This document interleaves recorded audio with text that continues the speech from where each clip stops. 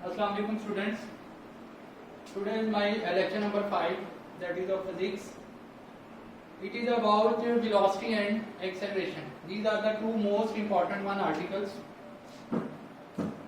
जब हमने स्पीड का आर्टिकल पढ़ा था तो वहां पे जो है ना हमने मतलब ये पढ़ा था कि कोई बॉडी जो है वो कितना डिस्टेंस कितने टाइम में कवर कर रहा है, ठीक है, मतलब distance covered by a body in unit time, उसको हमने स्पीड का नाम दे दिया। अब यहाँ पे जो है ना वेलोसिटी है। अब स्पीड के साथ साथ अगर हम डायरेक्शन भी बता दें, ठीक है, तो स्पीड के साथ साथ अगर डायरेक्शन भी आ जाती है तो उसके लिए फिर हमें जो है ना पता होना चाहिए कि वेलोसिटी क्या है। वेलोसिटी बेसिकली क्या है? The rate of displacement of a body. Displacement में जो टाइम के लिहाज से चेंज आता है उसको हम वेलोसिटी कहते हैं, ठीक है। मतलब कि इसमें हमें स्पीड भी पता होगी, यानी कि distance covered by the body in unit time वो भी पता होगा, प्लस जो है ना हमें डायरेक्शन भी पता होनी चाहिए, ठीक है। लेट्स सपोज कि एक बॉडी है, ठीक है, वो किसी भी डिस्प्लेसमेंट के साथ मूव कर रहा है तो उसकी जो वेलोसिटी होगी, तो हम सिंपल क्या करेंगे कि वेलोसिटी फाइंड आउट करने के लिए जो है हम फार्मूला लिखेंगे, velocity is equal to displacement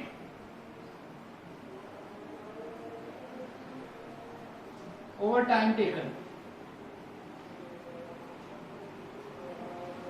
अब जो वेलोसिटी होगा, जैसे स्पीड को हमने v से डिनोट किया, इसी तरह वेलोसिटी को भी हम v से डिनोट करेंगे। लेकिन याद रखें, यहाँ तो आप इसको बोल्ड करेंगे क्योंकि ये वेक्टर क्वांटिटी है, यहाँ फिर आप इसके ऊपर एरो लगाएंगे। इसी तरह अगर आपने डिस्प्लेसमेंट को लिखना है तो उसको भी बोल्ड करना है, क्योंकि डिस्प्लेसमेंट जो है ये भी एक वेक्टर क्वांटिटी है और वेलोसिटी जो है ना ये भी एक वेक्टर क्वांटिटी है, इसको इसलिए हमने इसको भी बोल्ड किया ओवर टाइम। तो इस तरह जो है ना इसका जो फार्मूला होगा v is equal to D over T.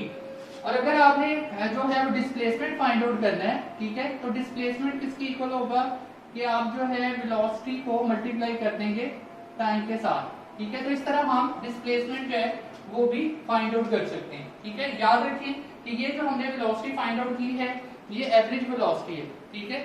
इसमें जो है जो डिस्प्लेसमेंट कवर हुआ है हर टाइम में वो एक जितना नहीं है, वो चेंज है, ठीक है। मतलब जितना भी हमने जो भी डिस्प्लेसमेंट है डिफरेंट टाइम में वो डिफरेंट आ रहा है, तो जब वो डिफरेंट आ रहा है सबको सम करके टोटल टाइम से डिवाइड किया कि हर एक गैप के बाद जो है वो डिस्प्लेसमेंट जो है वो डिफरेंट आ रहा है, ठीक है। एक गैप जो है ना उसको फिक्स कर लेना है, मतलब टाइम को आपने फिक्स कर देना है कि हर टाइम के बाद डिस्प्लेसमेंट में इतना चेंज आ रहा है, ठीक है। तो ये जब हम निकालेंगे तो ये जो हमारे पास वेलोसिटी आएगी ये एवरेज वेलोसिटी आएगी, ठीक है। तो जैसे मैंने कहा कि वेलोसिटी जो है ये एक वेक्टर क्वांटिटी है, मतलब इसमें डायरेक्शन भी होती है और इसका यूनिट भी मीटर पर सेकंड है। डिस्प्लेसमेंट को हम m से नोट करते हैं मीटर से और टाइम को सेकंड से, तो इसका जो यूनिट है स्मॉलर यूनिट जो स्टैंडर्ड यूनिट है वो मीटर पर सेकंड है, ठीक है। किलोमीटर पर आवर भी हो सकता है लेकिन जो स्टैंडर्ड यूनिट है वो मीटर पर सेकंड है। अच्छा, इसके बाद जो नेक्स्ट एक छोटा सा पॉइंट है वो है यूनिफॉर्म वेलोसिटी। जिस तरह हमने यूनिफॉर्म स्पीड पढ़ा कि distance covered by if a body cover equal distance in equal interval of time, ठीक है, हाउएवर शॉर्ट द इंटरवल में बी, तो वहां पे था कि यूनिफॉर्म स्पीड है। इसी तरह सेम अगर हम यूनिफॉर्म वेलोसिटी जो है उसको एक्सप्लेन करेंगे तो उसका भी यही बताएंगे, if a body covers equal displacement in equal interval of time however short the interval में बी, ठीक है। सेम जस्ट लाइक जो है जैसे स्पीड है वैसे ही यूनिफॉर्म स्पीड है, इसी तरह यूनिफॉर्म वेलोसिटी है। यूनिफॉर्म स्पीड में हम डिस्टेंस कहेंगे और यूनिफॉर्म वेलोसिटी में हम जो है डिस्प्लेसमेंट कहेंगे, ठीक है। तो if a body covers equal displacement in equal interval of time however short the interval may be, ठीक है, तो then the velocity is called uniform velocity, ठीक है। जैसे हमने यूनिफॉर्म स्पीड को डिफाइन किया इसी तरह हम यूनिफॉर्म वेलोसिटी जो है ना उसको भी हम डिफाइन कर सकते हैं। और बाकी जो बात हुई है कि जो यूनिफॉर्म वेलोसिटी होगी इसमें जो डिस्प्लेसमेंट कवर हो रहा है every interval of time, her interval में वो एक जितना है, ठीक है। सिंपल सी बात है, एक जितना इंटरवल है और एक जितना डिस्टेंस कवर हो रहा है तो उस सूरत में हमारे पास जो वेलोसिटी होगी वो यूनिफॉर्म वेलोसिटी होगी। तो ये पहला आर्टिकल था सिंपल सा, ठीक है। इसके बाद जो है जो नेक्स्ट पॉइंट है वो है मेरा एक्सेलरेशन, ठीक है, वो मैं अभी आपको बताता हूँ। आपका जो दूसरा पॉइंट है वो है एक्सेलरेशन, ठीक है। जैसे हमने डिस्प्लेसमेंट पढ़ा, फिर डिस्प्लेसमेंट में जो चेंज आता है वो वेलोसिटी होता है, ठीक है। अब जो वेलोसिटी में चेंज हो रहा है ठीक है, जो वेलोसिटी में चेंज होता है उसको हम एक्सेलरेशन कहते हैं। The rate of change of velocity of a body, उसको हम कहेंगे एक्सेलरेशन। ठीक है, अब अगर एक बॉडी है उसकी इनिशियल वेलोसिटी v आई है, after time t it's velocity becomes vf। ठीक है, तो जो वेलोसिटी में जो चेंज आ रहा है, ठीक है, वो क्या होगा, आप याद रखें कि वेलोसिटी में जो चेंज होता है वो तीन तरह से हो सकता है। या तो बॉडी जो है उसकी वेलोसिटी कम ज्यादा हो रही है, ठीक है, उससे भी वेलोसिटी में चेंज आएगा तो एक्सेलरेशन प्रोड्यूस होगा।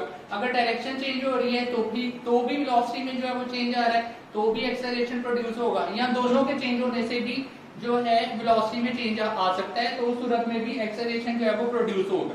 अब अगर हमने एक्सेलरेशन निकालना है उसका क्या फार्मूला होगा, याद रखिए, इसको भी मैं बोल्ड करके लिख रहा हूँ।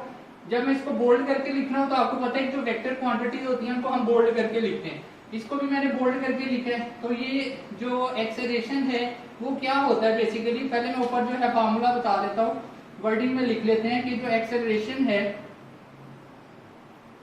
वो किसकी इक्वल होता है, चेंज इन वेलोसिटी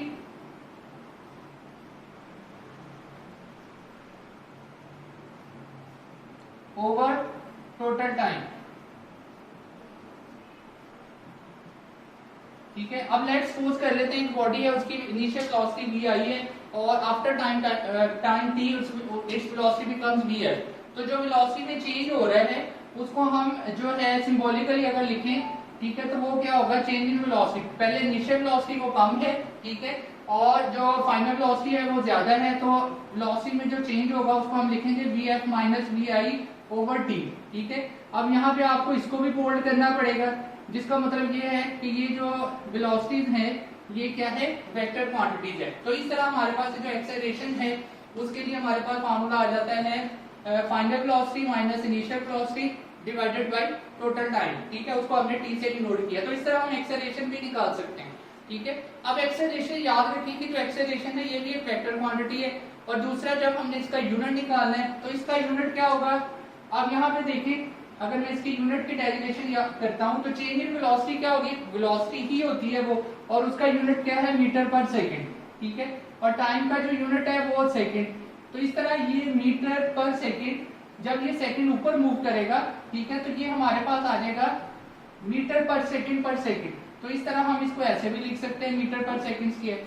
ठीक है, तो unit of acceleration is metre per second, या फिर हम कहेंगे इसको मीटर पर सेकंड स्क्वायर। ठीक है, तो इस तरह जो है एक्सेलरेशन जो है वो हम फाइंड आउट करेंगे। तो हमेशा जो है ना हम जो फार्मूला लगाएंगे वो यही होगा, change in velocity over total time. ठीक है, इसके बाद जो चेंज आ रहा है वेलोसिटी में, जो चेंज आ रहा है अगर वो यूनिफॉर्म हो, मतलब कि हर टाइम इंटरवल के बाद जो चेंज आ रहा है वो एक जितना है, ठीक है, तो उस सूरत में जो एक्सेलरेशन होगा, जैसे यूनिफॉर्म स्पीड था, यूनिफॉर्म वेलोसिटी थी, इसी तरह यूनिफॉर्म एक्सेलरेशन हो।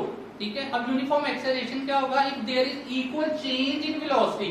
अब क्योंकि ये चेंज इन वेलोसिटी है तो इसलिए हम उसी के पॉइंट ऑफ व्यू से बताएंगे, if there is equal change in velocity in equal interval of time, however short the interval may be, the acceleration of a body is said to be uniform acceleration। ठीक है, ये भी उसी तरह हमने इसको जो है वो डिफाइन कर देना है जिस तरह हमने यूनिफॉर्म स्पीड और वेलोसिटी को जो है वो डिफाइन किया है। ठीक है, तो इस तरह हम एक्सेलरेशन जो है उसको भी डिफाइन कर सकते हैं। और याद रखिए कि जो एक्सेलरेशन होता है ये दो तरह का होता है। ठीक है, दो तरह का हो सकता है, एक पॉजिटिव एक्सेलरेशन होता है, एक नेगेटिव एक्सेलरेशन होता है। पॉजिटिव एक्सेलरेशन को हम सिंपल एक्सेलरेशन ही कह देते हैं, जो नेगेटिव एक्सेलरेशन है उसको हम जो है वो रिटार्डेशन कह देते हैं या डिसेलरेशन कह देते हैं।